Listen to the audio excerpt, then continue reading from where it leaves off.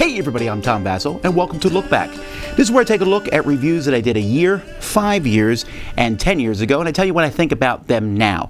So let's take a look back. A year ago, I reviewed Upstream. This is a salmon catching game with some pretty cool artwork, but the game itself I found to be really boring, just moving pieces around the board. There just wasn't a lot of interesting ideas going on there.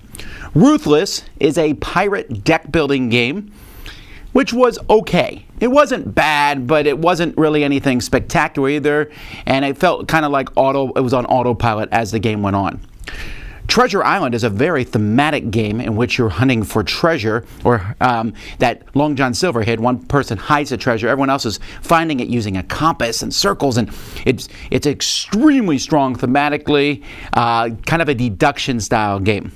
And Monsterlands, this is a really big game actually, where these giant monsters are attacking, and you need to build up the forces to fight back against them.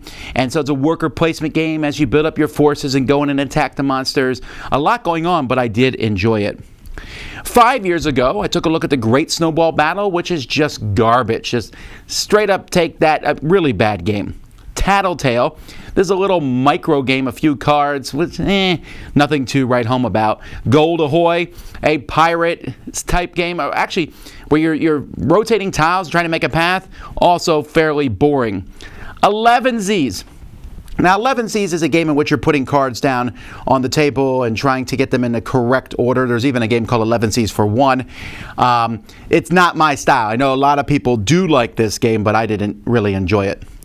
Mercs Conflict, this is a dice chucking game where you're building up like a force in the future, corporation force. It looks like it's been forgotten, as time has gone by. Happy Turkey Day is a silly game where you're all placing cards down and revealing them simultaneously, deciding what you're going to do. The name is funny, the theme is funny, it's okay. 5 Tribes. You notice I put it up a little bit here. Now this, I know, I'm very much a minority on. 5 Tribes is one of the most well-respected Days of Wonder games there is. Z loves it. I'll play it. If you ask me to play it, I'll play it. I don't dislike it. With the expansion, I'd up my rating to a 7. It's Mancala, kind of, sort of. There's a lot of cool things. It just was one that I found, for me, I think maybe the auctioning for turn order was what drops it down from being a game I really like. Subdivision, this is from Ted Alsbach's company, Bezier Games, and it's based, there's Suburbia and Castles Mad King Ludwig. This is kind of a lesser known game in which you're putting tiles on the board, building a city, but it's more abstracted than Suburbia is, for example, so therefore not as highly rated, but I found it to be enjoyable. Belle of the Ball. I like the theming of this one, as you have these different, the artwork is phenomenal, nice little card game. And Rumble in the House, which is a sequel to Rumble in the Dungeon. Also, it's essentially the same game. And this is a really, really quick game in which you are one person in this house. You make people fight each other, and then you decide who loses, and you're just moving them in and trying to get your character to be the last one out. 10 years ago, I took a look at the Catan dice game. Now, I like Catan okay. Back then, I liked Catan a lot more. But the dice game, which is one of the first roll and writes, to me, I just found very samey. Musketeers was an okay, at best, little card game. Scrappers was another card game, which I really wasn't a big fan of, building these, machines that just didn't gel. Yam Slam. This is like my first game that I played from Blue Orange, which now today, if Blue Orange makes a game, I'm really excited. Was not impressed with the Yam Slam. It's okay, but it's just roll dice, and it had nice components. As time went by, I liked Blue Orange stuff more and more. 18EZ. Weird, it's been 10 years since I played 18EZ, my first and only introduction to the 18XX games. Now, I've had people tell me since, there are better games than 18EZ, that's fine, but I do believe 18EZ gave me an idea of how the genre works. I get it, but it just is not my style. It's probably a little too heavy for me. Then, let's see, I have Ra, the dice game. Which is kind of like Ra, but better than Ra. I think I'd rather play Ra, the dice game, as you roll dice Yahtzee style to get points. Dancing Eggs. This is a really silly game. In fact, I just put a copy of this in the Dice Tower library for kids, as you will drop eggs, run around the table with eggs in underneath your arm or in your chin. Really fun little game. Archaeology, the card game. 10 years ago, I first played this game, introducing me to designer Phil Walker Harding, who was a fantastic designer, fairly well known now.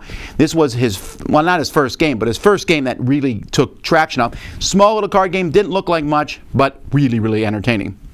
Escape. This one I find myself still playing. I'll pull it out to play, which is why I upped the rating. This is kind of Reiner Knizia's answer to Can't Stop. You roll dice, and then you kind of push your luck a little bit. Really entertaining game with some cool, weird dice. 6-sided dice that have 7 on them, and then go for the double X. A lot of fun. And Railways of the World, which back then was Railroad Tycoon. This game, I remember the first time I played it, I said, wow, it's like Age of Steam, but wasn't as punishing as that game. Had a much more wide open map. I really enjoyed it. They've made many, many, many maps since. This game, if you're looking for a train game to jump into, and maybe 18 XX games are too much for you like they are for me, Railways of the World is a nice, happy medium. Those are the reviews I did 1, 5, and 10 years ago. I'm Tom Vasel, and you've been watching Look Back on the Dice Tower.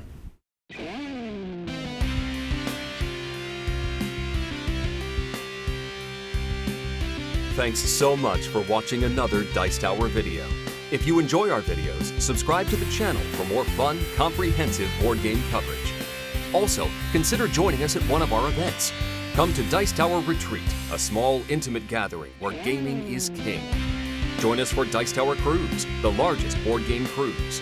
Attend Dice Tower West in Las Vegas for gaming fun on the West Coast, or Dice Tower East in Orlando in sunny Florida.